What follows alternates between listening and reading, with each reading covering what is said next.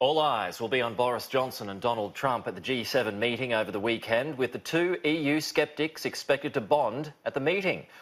But Boris Johnson can't afford to alienate his European counterparts as he scrambles to try to get a new deal on Brexit. For more, we're joined by our political reporter Tom Connell. Tom, good morning to you. Leaders are leaving the door open to the British PM, but that's about all. Yeah, it feels like a theoretical negotiation position that two leaders have taken with Boris Johnson ahead of this meeting. So we've had the British Prime Minister on a bit of an attempt of a charm offensive before he actually gets here to the G7. There was a meeting with Angela Merkel who spoke about, yes, technically we could have a renegotiation, and then a meeting after that with President Emmanuel Macron, where again he said that he's open to this idea, but both leaders also pushed back and said, if you think we're actually going to scrap the so-called Irish backstop, you've got another thing coming. They're not going to isolate Northern Ireland in a trade sense, but also in that sense of wanting to go back to the days of the Troubles. This is seen as something that no European leader will actually countenance, and Boris Johnson would have known that. He got the warning from Emmanuel Macron as they stood in front of the Elysee Palace and both gave a news conference, and Boris Johnson certainly acknowledged that, yes, he does realise that this is a no-go zone, a non-negotiable for the leaders. Here he was. I understand your desire to protect the integrity of the single market. Of course we understand that. But we think that there are ways of protecting the integrity of the single market and allowing the UK to exit from the EU whole and entire and perfect.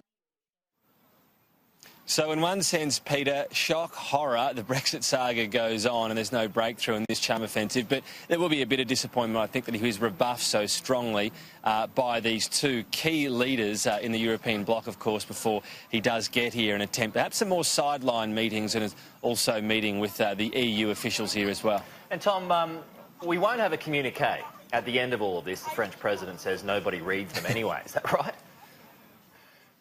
Yeah.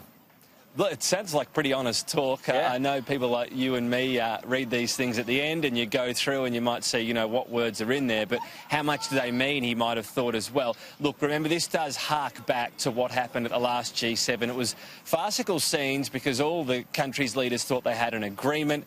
Donald Trump got on a plane, got on Twitter and basically said, hey, I'm no longer in. I've just seen what Justin Trudeau has had to say and I'm out. He's selling out our farmers. So perhaps it's a sign of what President Emmanuel Macron actually thinks he can achieve at this G7 and not wanting to get overshadowed at the end by a communique that is not or not either is or is not fully agreed to, and instead wants to focus on what he calls informal agreements at the side. But speaking to someone very experienced in these matters, Jim Bitterman, he's been in Europe alone for CNN for the last 25 years. He says this is an extraordinary move and a real concession from President Macron. This is a real eye-opener for a lot of people because these kinds of exchanges, high-level exchanges, always as a final communique. And so Macron said, you know, because of what happened in Canada when Mr. Trump, the American president, kind of blew things up by not signing the final communique.